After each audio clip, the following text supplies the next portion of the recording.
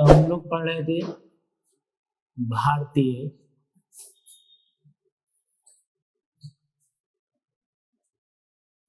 सामाजिक धार्मिक सुधार आंदोलन।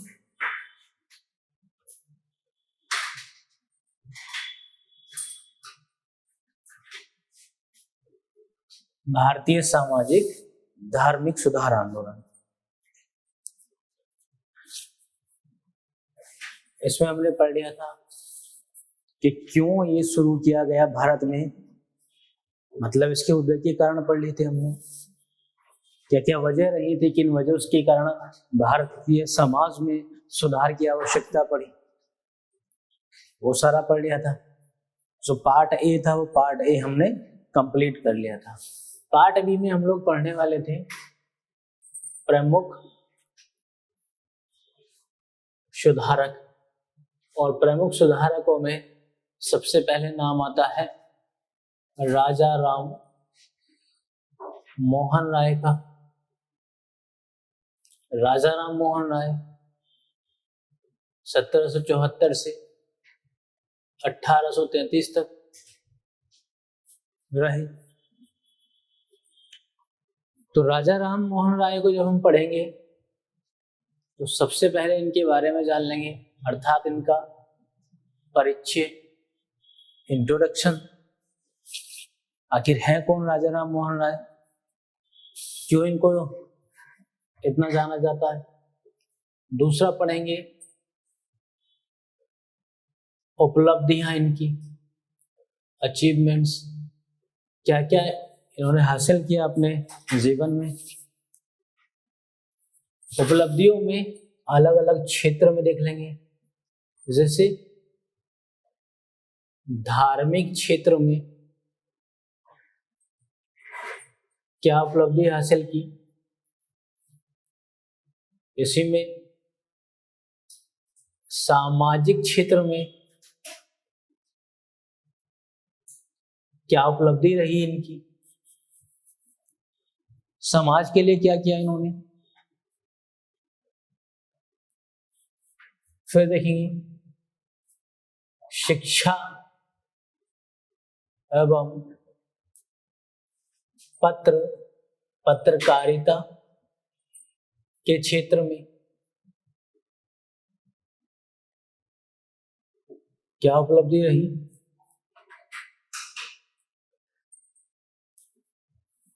और फिर राजनीति के क्षेत्र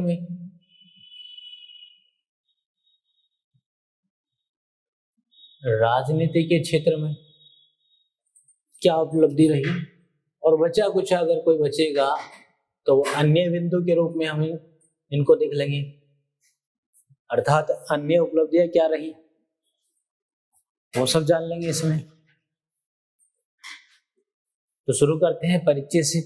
परिचय से आप लोग अनुमान लगा सकते हैं कि जिस व्यक्ति की उपलब्धियों को हम विभिन्न क्षेत्रों में देख रहे हैं, अर्थात धार्मिक क्षेत्र में भी वह सक्रिय है, वहीं सामाजिक क्षेत्र में भी है, शिक्षा एवं पत्रकारिता के क्षेत्र में है, राजनीति के क्षेत्र में भी है, और इसके लिए अन्य बिंदु भी हैं। तो साधारण व्यक्ति तो नहीं होगा, इसीलिए इनको कुछ लोग मानते हैं कि राजा राम मोहन राय नव जागरण के अग्रदूत थे। इनको नव जागरण का अग्रदूत भी माना जाता था, मतलब नया सवेरा करने वाला एक व्यक्ति। वहीं कुछ लोग इनको नव प्रभात का तारा भी कहते थे। नव प्रभात का तारा, एकदम चमकता सितारा जो सवेरा कर दे। वहीं कुछ व्यक्ति इनको आधुनिक भारत का जनक भी कहते थे, मॉडर्न इंडिया के फादर, आधुनिक भारत का जनक भी कहते थे। इतना ही नहीं, इनको यह भी कहा जाता था कि ये दरअसल जो पूर्वी दुनिया रही, पूर्वी और जो पश्चिमी दुनिया रही, पूर्वी एवं पश्चिमी, इनमें जो अपनाए जाने वाली सभ्यता या संस्कृति रही, तो इन संस्कृति को मिलाने वाला अर्थात संश्लेषण करता भी इनको माना जाता था। तो पूर्वी एवं पश्चिमी संस्कृतियों का संश्लेषण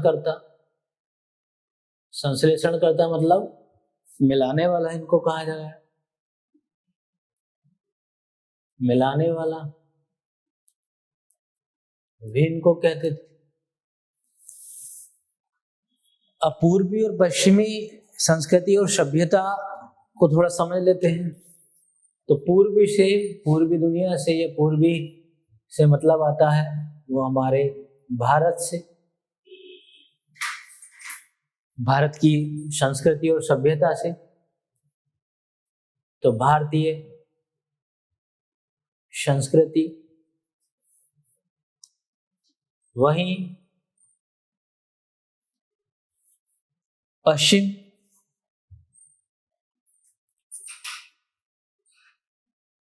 पश्चिमी का मतलब वो यूरोप से, यूरोप मतलब यूरोपीय सभ्यता एवं संस्कृति से,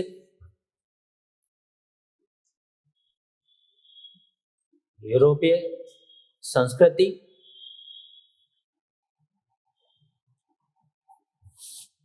तो वो पूर्वी और पश्चिमी सभ्यता और संस्कृति को मिलाने वाला भी इनको कहा जाता है। क्यों कहा जाता है? दरअसल एक शब्द आपने सुना होगा, पश्चिमीकरण। पश्चिमीकरण। और दूसरा शब्द सुना होगा आपने, आधुनिकीकरण।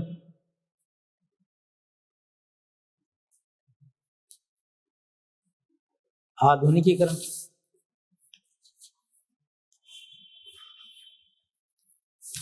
दरअसल जो पश्चिम की दुनिया रही उसकी संस्कृति को अपनाना, जो क्या त्यों आंख मूंद कर अपनाना, वो पश्चिमीकरण कहलाएगा। आज के समय में क्या हो रहा है? आज के समय में नए नए युवा पीढ़ी पश्चिमीकरण को तो अपना रही है। वही आधुनिकीकरण का मतलब है कि पश्चिमी सभ्यता संस्कृति पर सोच विचार करके, तर्क करके जो उचित है वही अपनाना, वो आधुनिकीकरण है, ये आधुनिकता है। तो इनको स्पष्ट कर सकते हैं। पश्चिमीकरण मतलब जो पश्चिम की सभ्यता एवं संस्कृति है, इनको आंख मूंद कर अपनाना, आंख मूंद कर अपनाना। अब देखिए, हर देश की अपनी अपनी संस्कृति होती है, अपनी अपनी सभ्यता होती है। अब भारतीयों की पहचान आप अंतर्राष्ट्रीय स्तर पे जाएंगे तो जो अगर कोई विशेषकर कोई महिला अगर खेल के क्षेत्र में आप देख लीजिए भारत का प्रतिनिधित्व करता है तो एक लिबास होता है, साड़ी पहन के, सुनहरे कलर की साड़ी पहनी जाती है। पहचान होती है कि भारतीय हैं, भारत देश से आए हैं, वहां की संस्कृति अलग है। आज के टाइम में कोई ये कहने लगे कि हम स्वतंत्र हैं, तो दरअसल पहले स्वतंत्रता के मायने जान लेने चाहिए। हम स्वतंत्र हैं, हम कैसा भी पहने, हम कैसा भी खाएं, ठीक है, आप कैसे भी पहने, कैसे भी खाएं, मगर उस हद तक किसी पश्चिमीकरण की सभ्यता को ना अपनाओ कि अपने देश की सभ्यता भी पूरी तरह से समाप्त हो जाए। आप कहने लगे कि नहीं, हम कुछ पहनेंगे ही नहीं, तो भारत में रहकर ये संभव नहीं है। यहाँ की सभ्यता संस्कृति अलग है। जैसे आप एग्जाम्पल देख सकते हैं, सोशल मीडिया पे कितने ऐसे नमूने आपको मिल जाएंगे। उर्फी का नाम सुना होगा आपने। आपको ये कहे कि हमें तो स्वतंत्रता मिली है, तो स्वतंत्रता की बात तब करनी चाहिए जब आपको उसके असल मायने हो, आप वह दिन भूल गए कि आपको देवदासी बना के रखा जाता, आपको कोई अधिकार था ही नहीं। ये वही राजा राम मोहन राय हैं, जब आगे इसमें पढ़ेंगे तो नारी शिक्षा पर बल देते हैं। इसका मतलब ये नहीं कि आप अपनी सभ्यता को भूल जाओ। उन्होंने डिफाइन किया कि पश्चिमीकरण क्या है। वहां की भौगोलिक अवस्थिति ऐसी है कि लोग वहां छोटे कपड़े पहनते हैं, वहां की संस्कृति ऐसी है। यहां तो नहीं चल सकता ना भारत में ऐसा। भारत में तो मान सम्मान, यहाँ की संस्कृति, बड़ों का आदर, छोटों का सम्मान, यहाँ भाईचारा, ये सभी चीजें शामिल हैं। यहाँ का लिबास एक अलग मंच पे भारत को खड़ा करता है। धोती कुर्ता साड़ी यहाँ की पहचान है। और आप कहो कि नहीं पश्चिमीकरण को अपनाना, तो पश्चिमीकरण के सही मायने ये है कि आप पश्चिम के जो देश हैं, यूरोपियन अर्थात यूरोपियन देश है, उनकी संस्कृति और सभ्यता को आंख मूंद कर अपना रहे हैं, तो वही लागू होगी, यहाँ नहीं होगी। आधुनिकीकरण को भी डिफाइन किया इन्होंने। आधुनिकीकरण का मतलब यह है कि इन्होंने कहा कि आंख मूंद कर नहीं अपनाना है। डिफाइन किया कि जो पश्चिम की सभ्यता है, पश्चिम की संस्कृति, सभ्यता एवं संस्कृति को सोच विचार कर, मतलब सोच समझ कर, सोच विचार कर अपने विवेक से, अपने विवेक से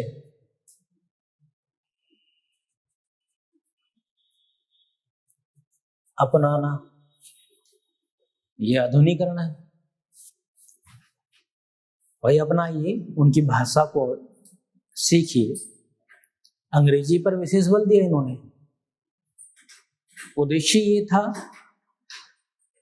कि अगर हमें आधुनिकता को लाना है भारत में, आधुनिक भारत का निर्माण करना है, तो हमें यूरोपियन कंट्रीज, विशेषकर जो ब्रिटिश रहे, अंग्रेज रहे, तो अंग्रेजों की भाषा को तो सीखना होगा, इनकी नीतियों को समझने के लिए, इनके समाज, इनकी संस्कृति, इनकी सभ्यता को समझने के लिए।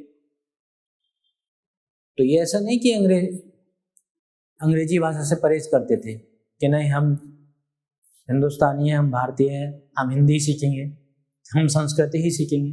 नहीं, उन्होंने कहा कि अगर किसी देश को समझना है, उसके ढांचे को समझना है, उसकी संस्कृति को समझना है, उसकी सभ्यता को समझना है,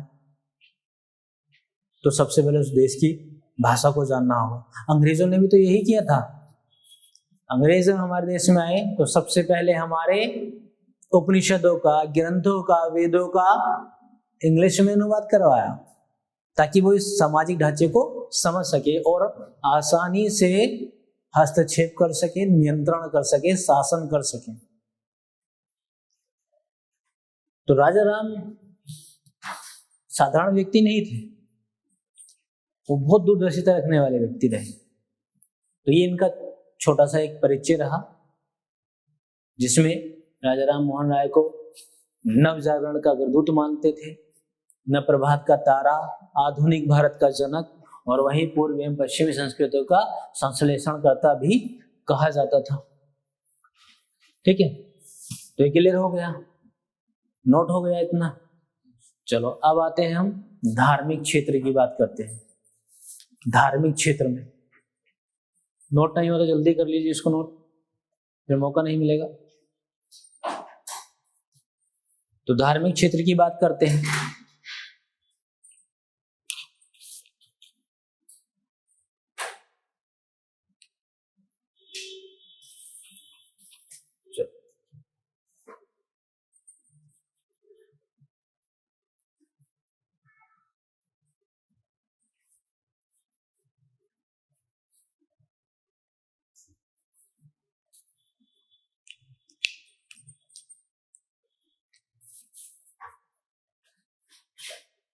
ये वही राजा राम मोहन राय हैं जिन्होंने ब्रह्म समाज की स्थापना की। तो धार्मिक क्षेत्र में इनकी उपलब्धियां वो 1828 ईस्वी में ब्रह्म समाज की स्थापना की। दशा इन्होंने धार्मिक कर्मकांड और आडंबरों पर चोट की। तो इन्होंने धार्मिक कर्मकांड एवं आडंबरों पर चोट की और एकेश्वरवाद को सभी धर्मों का मूल माना, अर्थात रूट उसका।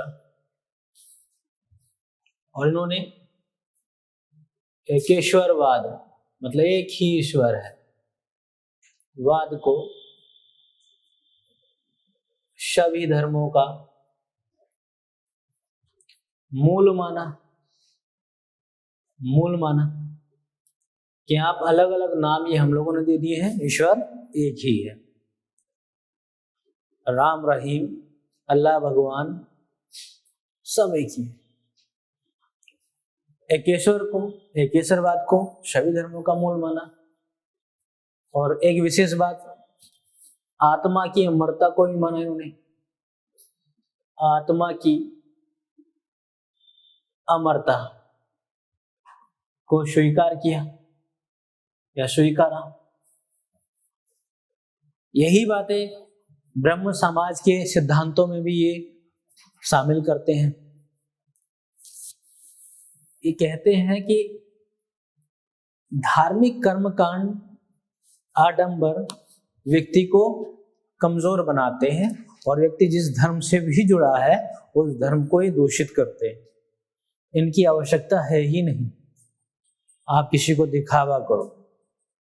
दरअसल ये हिंदू धर्म को बहुत बारीकी से समझ रहे थे और हिंदू धर्म को सभी धर्मों से, अर्थात ये जो कर्मकांड रहे, आडंबर रहे, इन सब से ऊपर ले जाना चाहते थे, एक नई पहचान देना चाहते थे, जहां पर कोई भेदभाव ना हो, जहां पर कोई छुआछूत ना हो, जहां पर कोई कर्मकांड, जहां पर कोई आडंबर ना हो, जो धर्म को दूषित करे। ये मानवतावाद को मानते थे कि सभी इंसान बराबर हैं, मानव को तवज्जो दीजिए। तो धार्मिक क्षेत्र में आप देख रहे हैं ब्रह्म समाज की स्थापना इन्होंने की। अब बात कर लेते हैं सामाजिक क्षेत्र में।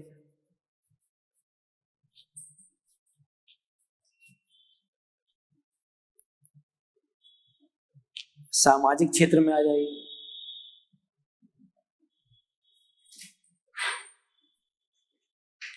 तो समाज में उस समय भारतीय समाज में मौजूद जो कुरीतियां रही, उन कुरीतियों को दूर किया इन्होंने, उन पर कटाक्ष किया। जैसे भारतीय समाज में मौजूद कुरीतियों पर चोट की। अब भारतीय समाज में जो कुरीतियां मौजूद थी उनको जान लेंगे। जैसे सती प्रथा, बाल विवाह,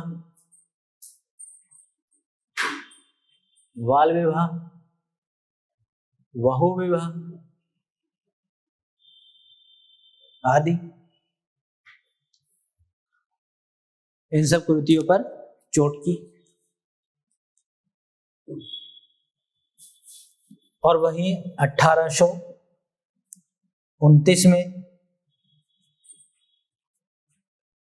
अपने अथक प्रयास से सती प्रथा निरोधक कानून पारित कराया। सती प्रथा निरोधक कानून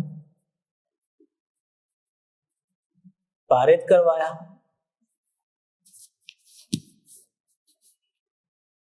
और इतना ही नहीं, खास तौर पे जो नारी समस्याएं थी, नारी से जुड़ी समस्याएं थी, उसको केंद्र में रखा और उसके उत्थान के लिए इन्होंने नारी शिक्षा पर बल दिया, नारी शिक्षा पर बल दिया या स्त्री शिक्षा पर बल दिया। अब देखिए सामाजिक क्षेत्र में भी इनकी उपलब्धियां, कानून पारित करवा दिया। अब बात करते हैं शिक्षा एवं पत्रकारिता के क्षेत्र में।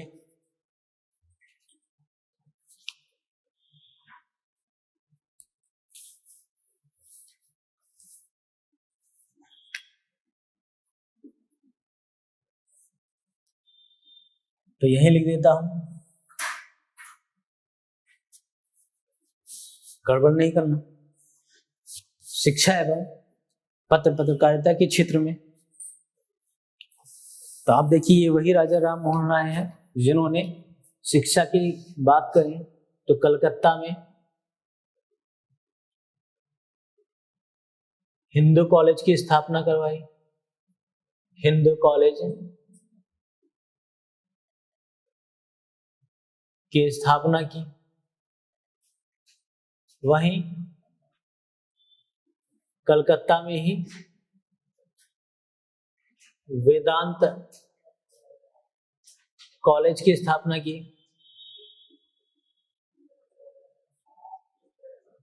कॉलेज की स्थापना की।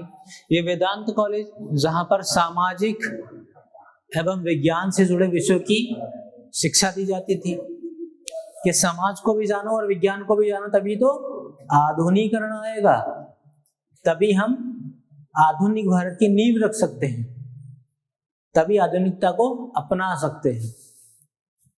तो देखिए बड़े बड़े कॉलेजों की स्थापना की।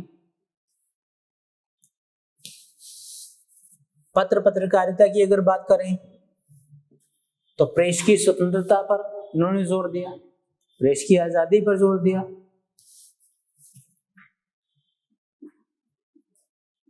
प्रेस की स्वतंत्रता पर बल दिया।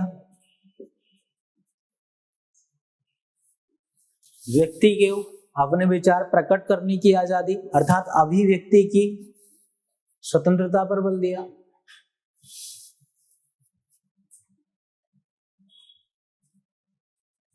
अभिव्यक्ति की स्वतंत्रता पर बल दिया। तो आज के समय में जो लोग कहते हैं कि नहीं हमें तो अधिकार मिला है, हमें कुछ ही बोल सकते हैं, तो कुछ भी नहीं बोल सकते अभिव्यक्ति में। आप किसी का अपमान नहीं कर सकते हैं। अगर आपको कोई विशेष अधिकार, विशेष छूट मिली है, आपको अधिकार मिले हैं, तो उनका दुरुपयोग भी नहीं करना चाहिए। तो ये शिक्षा एवं पत्रकारिता के क्षेत्र में इनकी उपलब्धियां। अब बात कर लेंगे, अगला बिंदु बचा हमारा राजनीति के क्षेत्र में। तो मैं इसको साफ कर दे रहा हूं, अन्य वाले को इसको उधर समझ लेंगे, तब तक ये नोट कर लीजिए।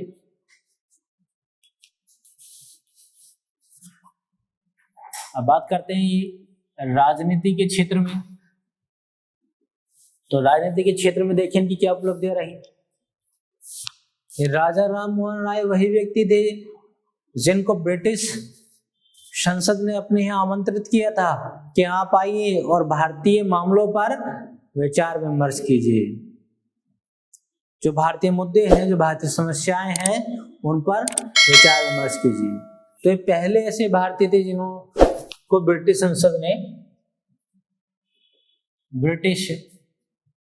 संसद ने भारतीय मामलों पर विचार हेतु आमंत्रित किया था। और इसी क्रम में इन्होंने, जो आप लोग जिस परीक्षा की तैयारी कर रहे हैं, सिविल सेवा परीक्षा, तो सिविल सेवा परीक्षा का भारतीयकरण पर इन्होंने जोर दिया था। इसी क्रम में जो मुद्दे उठाए इन्होंने, तो इसी क्रम में सिविल सेवा का भारतीयकरण पर या सिविल सेवा का भारतीयकरण करने पर जोर दिया। पहले भारतीयकरण मतलब पहले कहाँ परीक्षा होती थी? लंदन में होती थी कि भाई भारत में कराइए ना, भारतीय भाषा में कराइए। अब देखिए उस समय पे ब्रिटिश संसद किसी व्यक्ति को बुला रही है तो इसका मतलब राजनीतिक क्षेत्र में उसकी बड़ी उपलब्धि है, बड़ी उपलब्धि हो गई। ठीक है, तो ये राजनीतिक क्षेत्र में देख लिया।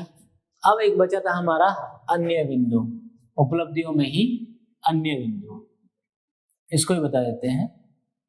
यह अन्य उपलब्धि क्या रही? तो अंतिम मुगल सम्राट अकबर शाह द्वितीय का नाम आपने सुना होगा, मुगल सम्राट थे अंतिम। इन्होंने सम्राट अकबर द्वितीय के लिए अंग्रेजों से बात की, ब्रिटिश सरकार से बात की कि भाई इनको पेंशन तो दे दो कम से कम। तो पेंशन के लिए बात की। ठीक है, ब्रिटिश सरकार या अंग्रेजों से। ब्रिटिश सरकार से अकबर शाह द्वितीय या अंतिम मुगल सम्राट के लिए पेंशन की बात की कि इनको पेंशन दे दीजिए। इसी क्रम में अकबर शाह द्वितीय ने इनको राजा की उपाधि दी थी, राजा की उपाधि दी थी। और तभी से ये कहे जाने लगे राजा राम मोहन राय। और वहीं 1833 में इंग्लैंड में इनकी मृत्यु हो गई।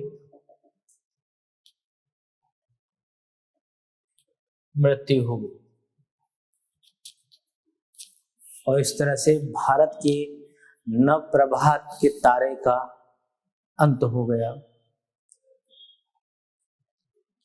तो ये पूरा राजा राम मोहन राय के बारे में एक परिचय था। तो क्लियर हुआ? किसी को कोई डाउट इसमें? चलो ठीक है, तो आज के लिए इतना ही रखते हैं।